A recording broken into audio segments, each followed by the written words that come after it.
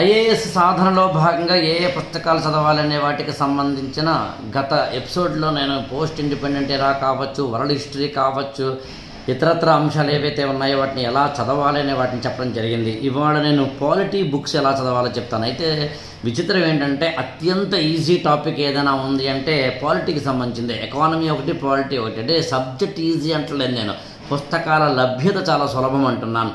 అయితే ఇందులో ఉన్న అత్యంత ప్రమాదకరమైన విషయం ఏంటంటే ఎలా చదవాలని తెలియకపోతే మాత్రం శుద్ధ టైం వేస్ట్ అయిపోతుంది. ముఖ్యంగా ఎప్పుడైనా గుర్తుంచుకోండి, ఎక్కడైతే తక్కువ అవైలబిలిటీ ఆఫ్ ద రిసోర్సెస్ ఉంటాయో అక్కడ మనం బాగా పనిచేస్తాం. ఎక్కడైతే ఎక్కువ అవైలబిలిటీ ఆఫ్ ద బుక్స్ కానీ, easily availability of the books కానీ ఉన్నాయో అక్కడ మనం సరిగ్గా పనిచేయం. అదే ఇక్కడ లాజిక్ అప్లై అవుతుంది. ముందు ఎన్సీఆర్టీలు ఏమున్నాయని చూసినట్లయితే కనుక ఎన్సీఆర్టీలకు సంబంధించి 6th క్లాస్ నుంచి 12th క్లాస్ వరకు ఎన్సీఆర్టీలో సివిక్స్ అనే పేరుతోటి మనకి పాలిటీ లేదా ఇండియన్ కాన్స్టిట్యూషన్ సంబంధించి ఉన్నాయి. ఇవన్నీ అన్నీ కాకపోయినా చాప్టర్లు కొన్నైనా, బుక్స్ ఏమో అన్నీ, చాప్టర్లేమో కొన్ని, సెలెక్టివ్గా ఒక్క రీడింగ్ అయినా కంపల్సరీ ఇవ్వండి. కానీ ఎలా చదవాలో తెలుసుకోండి. That is the most important. Democracy కావచ్చు, పార్లమెంటరీ సిస్టమ్ కావచ్చు, ఎలక్షన్స్ గురించి కావచ్చు, జ్యుడిషియరీ కావచ్చు, ఎగ్జిక్యూటివ్ కావచ్చు, లెజిస్లేచర్ కావచ్చు, ప్రెషర్ గ్రూప్స్ కావచ్చు, what ever you name it, మొత్తం భారత రాజ్యాంగానికి సంబంధించి ఇండియన్ పాలిటీకి సంబంధించి ఎన్ని రకాలైతే మనకు ఉంటాయో వాటన్నిటినీ నాకు తెలిసినంత వరకు చాలా ఈజీగా అర్థమయ్యేలాగా కాన్సెప్ట్ని బిల్డ్ చేసేందుకు ఉపయోగపడే ఏకైక మార్గం ఏదైనా ఉంది అంటే ఎన్సీఆర్టీలే. కానీ అన్నీ చదవకండి. 6th క్లాస్ నుంచి 12th క్లాస్ వరకు ఎన్సీఆర్టీలు, సివిక్స్ అన్నీ చదవక్కర్లేదు. చాప్టర్లు కొన్ని చదవాలి. సరే, మళ్ళీ అవి ఏం చదవాలి అని చెప్పాలంటే నాకు టైం సరిపోదు. కానీ నేను యాక్చువల్గా ఎన్సీఆర్టీలలో ఏం చదవాలి అనే వాటికి సంబంధించి ఈ గురుకులంలో ప్రత్యేకంగా క్లాసులే తీసుకుంటాను. దాదాపు 14 క్లాసులు తీసుకుంటాను. ఒక్క ఇండియన్ కాన్స్టిట్యూషన్ ఎట్ వర్క్ అనే 11th క్లాసులో ఉన్న ఈ బుక్ మాత్రం కొంచెం ఎక్కువ చదివే ప్రయత్నం చేయండి మిగతా వాటితో పోల్చుకుంటే. వీటిలో పాలిటిక్స్ సిన్స్ ఇండిపెండెన్స్ అనేది బహుశా మీకు గుర్తుండే ఉంటుంది. మనం పోస్ట్ ఇండిపెండెంట్ ఎరాలో ఆల్రెడీ మనం చెప్పేసుకున్నాం. ఏది ఏమైనా ఎన్సీఆర్టీలని కాన్సెప్ట్ ఓరియంటెడ్గా మీరు చదవకపోయినా, థాట్ ప్రాసెస్తో చదవకపోయినా, యూపీఎస్సీకి ఎలా ఉపయోగపడుతుందని దాన్ని అర్థం చేసుకోకుండా చదవకపోయినా ఖచ్చితంగా మీరు అనవసరంగా కొండను తవ్వి ఎలకను పట్టినట్టు అవుతుంది. అయితే ఎన్సీఆర్టీలని మీరు చదివేటప్పుడు 2 రకాలుగా చదవండి. ఒకటేమో నోట్స్ రైటింగ్, అంటే మీరు ఎన్సీఆర్టీలని సివిక్స్ని చదువుతున్నప్పుడు కంపల్సరీగా నోట్స్ రాసుకోండి. అందులో నేను నా చేతి రాతోటి రాసిన నోట్స్ని అఫ్కోర్స్ డీటీపీ చేయిస్తాం, మన ఈ గురుకులం స్టూడెంట్స్కి ప్రత్యేకంగా అందజేయడం జరుగుతుంది. ఓన్లీ ఎన్సీఆర్టీలని మాత్రమే ఆధారం చేసుకుని ఎక్కడెక్కడ ఏ ఏ చాప్టర్లు చదవాలో తెలుసుకుంటూ ఆ చాప్టర్లను మాత్రమే బిల్డప్ చేస్తూ నేను దాదాపు ఒక పాలిటీ మీద ఓన్లీ ఎన్సీఆర్టీ మాట్లాడుతున్నాను. ఒక 20-30 క్లాసులను బిల్డ్ చేశాను. అఫ్కోర్స్ టోటల్ పాలిటీ అయితే కనుక ఇంకొక 50 క్లాసులు ఉంటాయి. అంటే టోటల్గా ఒక 70 క్లాసులు ఉంటాయని మనం చెప్పుకోవచ్చు. అంటే ఇండియన్ కాన్స్టిట్యూషన్ సంబంధించి, పాలిటీకి సంబంధించి మీరు ఎన్సీఆర్టీలను కనుక చదువుతున్నప్పుడు మీరు తెలుసుకోవాల్సిన కీలకమైనది ఏంటంటే కాన్సెప్ట్ ఓరియంటెడ్ లెర్నింగ్ మాత్రమే. మీరు పేజీలు రాసేసుకున్న నోట్స్ వేస్ట్, లేకపోతే అనవసరంగా విషయాలని రాసుకున్నా వేస్ట్. ఇవి ఏవి కాదు.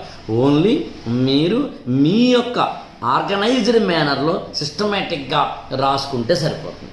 ఇకపోతే ఆ కాన్సెప్ట్ ఓరియంటెడ్ అయిన తర్వాత ఇండియన్ కాన్స్టిట్యూషన్ అనగానే ప్రతి ఒక్కరూ చెప్పేది ఇండియన్ పాలిటీకి సంబంధించి లక్ష్మీకాంత్ బుక్. ఇది ఇంగ్లీష్లో ఉంది, ఇదేమో తెలుగులో ఉంది. ఈ 2 పుస్తకాలు ఏ మీడియం వాళ్ళు ఆ మీడియం చదవాలి. అయితే ఇండియన్ పాలిటీకి సంబంధించిన లక్ష్మీకాంత్ బుక్ అనేది నా దృష్టిలో ఇంకొక ఏ పుస్తకము చదవాల్సిన అవసరం లేనంత గొప్ప బుక్. కానీ ఈ పుస్తకాన్ని నోట్స్ రాసుకునే ప్రయత్నం చేయకండి. నేను ఇందాక చెప్పాను ఒక 50 క్లాసులు పాలిటీకి సంబంధించి నేను అవన్నీ ఈ లక్ష్మీకాంత్ లాంటి వాటిని ఆధారం చేసుకుంటూ కీలకమైన కరెంట్ అఫైర్స్ని ముడిపెట్టుకుంటూ యూపీఎస్సీ ఏ ఉపయోగమో వాటిని చూసుకుంటూ తయారు చేసిన క్లాసెస్ అవి ఈ గురుకులంలో మేము చేసే పని. అందుకని ఇండియన్ పాలిటీకి సంబంధించి మీరు దయచేసి నోట్స్ని యాజ్ టీజ్గా రాసుకోకండి. కానీ లక్ష్మీకాంత్ బుక్ని మాత్రం మీరు సినాప్టికల్గా రాసుకోండి. అంటే ఎన్సీఆర్టీలనేమో యాజ్ ఈజ్ నోట్స్ రాసుకుంటున్నారు, బట్ కాన్సెప్ట్ ఓరియంటెడ్గా రాసుకుంటున్నారు. అలాగే మీరు ఇండియన్ పాలిటీ లక్ష్మీకాంత్ బుక్ ఏమో కాన్సెప్ట్ ఓరియంటెడ్గా ఎలాగో రాసుకోవాలి, కానీ నోట్స్ రాసుకోకండి. మరి ఎలా మరంటే సినాప్టికల్ రైటింగ్ చేసుకోండి. సరే, సినాప్టికల్ రైటింగ్ అంటే ఏంటని చెప్పడానికి మళ్ళీ నేను వేరే క్లాస్ అయినా తీసుకోవాలి, అందుకే చెప్తున్నాను. యాక్చువల్గా మేము ఇలా యూట్యూబ్ వీడియోల్లో ఎంత చెప్పినా మీరు దాన్ని ఒక అవగాహన కోసం తీసుకొని ఒక కోచింగ్లో జాయిన్ అవ్వాలన్నా, ఒక మెంటార్ని ఎంచుకోవాలన్నా, ఒక బుక్ని మీ అంతటి మీరే చదువుకోవాలన్నా, ప్రిపరేషన్లో సెల్ఫ్ ప్రిపరేషన్లో మాత్రమే వెళ్ళాలనుకున్నా, ఒక ఇన్పుట్గా మేము పడగలగమే తప్ప, ఒక మిమ్మల్ని అవేర్నెస్లోకి వెళ్ళగలగలమే తప్ప, మీకు జస్ట్ యూట్యూబ్ ద్వారా వచ్చే వీడియోల ద్వారా టోటల్ ప్రిపరేషన్కి నేనే కాదు ఎవరు ఇవ్వలేమని మాత్రం చెప్పగలను. ఉదాహరణకు ఇప్పుడు సినాప్టికల్ రైటింగ్ అన్నాను అంటే ఏంటి చెప్పాలంటే నేను కనీసం 5 క్లాసులు తీసుకోవాలి. ఎన్సీఆర్టీలో కొన్ని చాప్టర్లు చదవద్దన్నాను అంటే ఏంటి చెప్పాలంటే మళ్ళీ నేను ఒక 3-4 క్లాసులు తీసుకోవాలి. బట్ ఈ యూట్యూబ్ వీడియోల వేదికల ద్వారా మేము ఏం చేస్తామంటే ఒక అవేర్నెస్ క్రియేట్ చేస్తాం.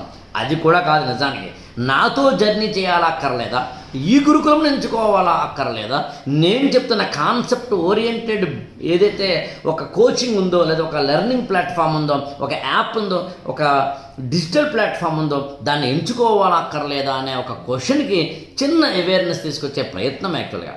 సో ఇన్ ద లాస్ట్ వర్డ్గా నేను చెప్పేది ఏమిటి అని అడిగితే, సివిక్స్ లేదా పాలిటీకి సంబంధించి ఎన్సీఆర్టీ పుస్తకాలని 6th to 12th class single reading with notes making and more over concept building, and ఆ తర్వాత లక్ష్మీకాంత్ బుక్ అండ్ ఓన్లీ సినాప్టికల్గానే రాసుకోండి. కాన్సెప్ట్ని డెవలప్ చేసుకుంటే సరిపోతుంది. Thank you so much. మరో వీడియోలో మరొక సబ్జెక్ట్, దానికి రెలవెంట్ టాపిక్స్ లేదా బుక్స్ గురించి మాట్లాడుకుందాం. జనవరి 1, 2023 నుంచి మనం కొత్త మార్గంలోకి వెళ్ళే ప్రయత్నం చేస్తున్నాం. దాని వివరాలు నేను వివిధ వీడియోల్లో చెప్పే ప్రయత్నం చేస్తాను. Thank you so much.